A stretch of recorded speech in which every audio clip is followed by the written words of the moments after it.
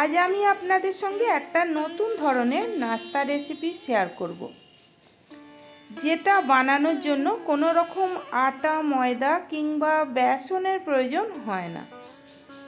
ভীষণই সুস্বাদু হয় এই নাস্তাটা, আর এটা বানানো খুবই সহজ।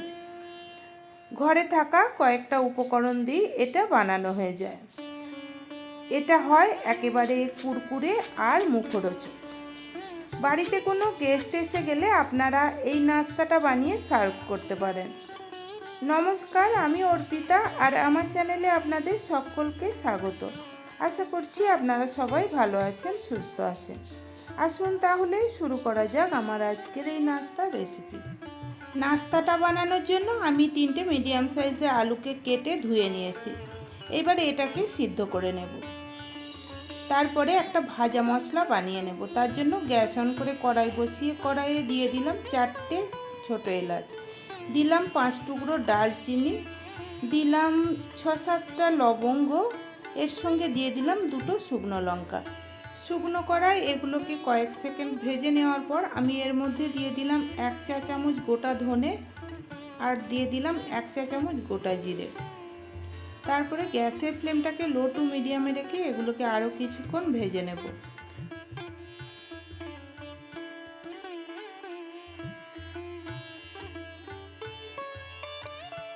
মশলাগুলো ভাজা হয়ে গেছে, আমি গ্যাস অফ করে দিলাম।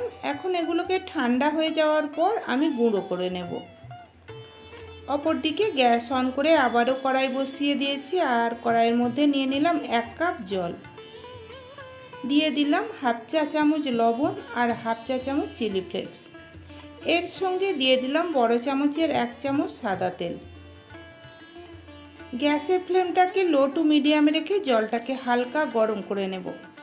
জল হালকা গরম হয়ে গেলে 1/2 কাপ সুজিকে আমি এইভাবে নাড়াচাড়া করে জলের সাথে মিশিয়ে নিলাম।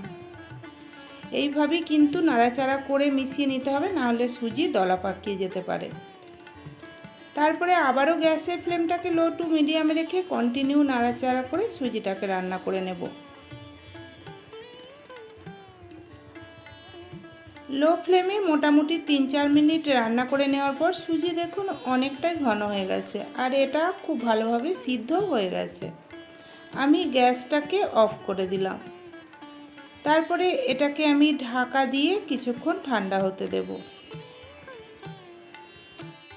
এদিকে দেখুন আলুটাকেও সিদ্ধ করে নেওয়া হয়ে গেছে। এইবার এই আলুটাকে একটা ম্যাশার দিয়ে ম্যাশ করে নেব, তবে আপনারা হাত দিয়েও মেখে নিতে পারেন। আলুটা ম্যাশ করে নেওয়া হয়ে গেছে, এটাকে হাত দিয়ে আর একবার মেখে নিলাম। এইবার এই আলুর মধ্যে আমি 1 টুকরো আদাকে গ্রেট করে দিলাম।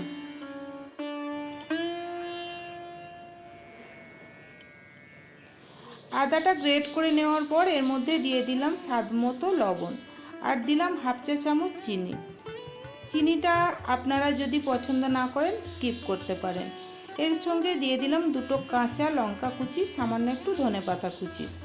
ধনেপাতার পরিমাণ আপনারা বাড়িয়েও দিতে পারেন, তবে আমার কাছে ছিল না বলে আমি কম দিয়েছি।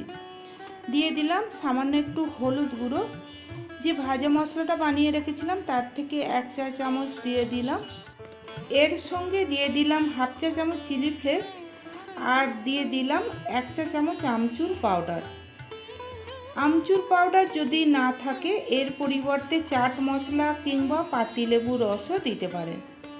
সব কিছুকে হাত দিয়ে ভালো করে মেখে নিলাম।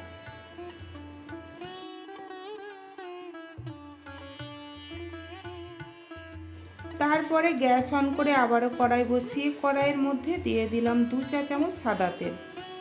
আপনারা সাদা তেলের পরিবর্তে সরষের তেলও নিতে পারেন। তেল খুব ভালোভাবে গরম হয়ে গেলে দিয়ে দিলাম 1 চা চামচ গোটা ধনে।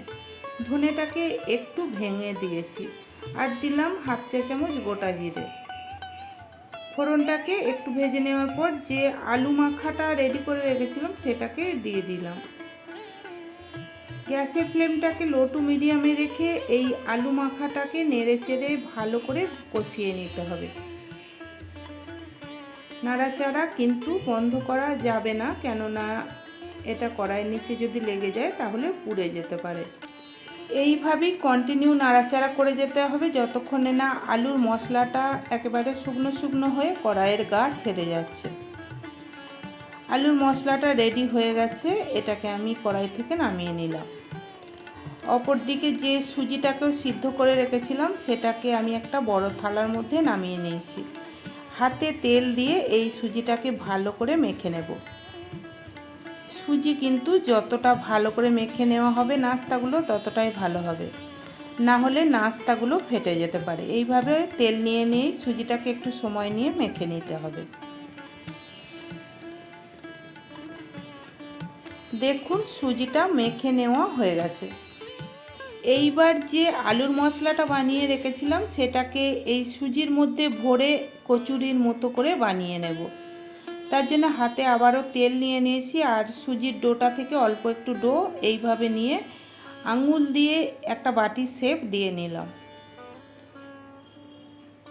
তারপরে আলুর মশলা থেকে অল্প একটু আলু নিয়ে বাটির মধ্যে ভরে দিয়ে বাটির মুখটাকে খুব ভালো করে বন্ধ করে দিলাম। এই বন্ধ করাটা কিন্তু ভালো করে করতে হবে, না হলে পুরটা ভিতর থেকে বেরিয়ে আসবে। এখন দু হাতের তালু দিয়ে একটু গোল করে চ্যাপ্টা করে নিলাম। ঠিক খাস্তা কচুরিগুলো যেইভাবে তৈরি করে নেওয়া হয় সেইভাবেই কিন্তু এটাকেও বানিয়ে নিলাম। একটা রেডি হয়ে গেছে, এইভাবে আমি বাকি কচুরিগুলোকেও বানিয়ে নেব। আটা ময়দা দিয়ে তো আমরা কচুরি বানিয়ে থাকি, তবে সুজি দিয়ে কচুরিও কিন্তু ভীষণই টেস্টি হয়। আপনারা যদি কোনো দিন বানিয়ে না থাকেন তাহলে আপনারাও বানিয়ে দেখতে পারেন। দেখুন কিছু কচুরি আমার বানিয়ে নেওয়া হয়ে গেছে, এগুলোকে আমি ভেজে নেব। কেননা কচুরি ভাজতে কিন্তু সময় লাগে, তার জন্য গ্যাসে আমি তেল আগে থেকে গরম করতে বসিয়ে দিয়েছিলাম। তেল হালকা গরম হয়ে গেলে আমি কিছু কচুরি তেলের মধ্যে দিয়ে দিলাম। তবে অনেক বেশি কচুরি একসঙ্গে দিয়ে ভাজতে যাবেন না, তাহলে কচুরিগুলো ভেঙে যেতে পারে। এখন লো ফ্লেমে কচুরিগুলোকে একটু সময় নিয়ে ভেজে নিতে হবে। তবে হাই ফ্লেমে যেন কচুরিগুলো ভাজতে যাবেন না, তাহলে কচুরিগুলো তো তাড়াতাড়ি ভাজা হয়ে যাবে কিন্তু কচুরিগুলো খাস্তা কুরকুরে হবে না। লো ফ্লেমে একটু সময় নিয়ে উল্টে পাল্টে এই কচুরিগুলোকে ভেজে নিতে হবে। বন্ধুরা, আপনারাও এই রকম সুজি দিয়ে কচুরি বাড়িতে বানিয়ে দেখবেন, আশা করছি আপনাদেরও ভালো লাগবে। বাড়িতে বানিয়ে থাকলে কমেন্টে আমাকে জানাবেন কেমন হয়েছিল। রেসিপিটা যদি ভালো লাগে লাইক করে বন্ধুবান্ধব আত্মীয় পরিজনদের মধ্যে শেয়ার করে দেবেন।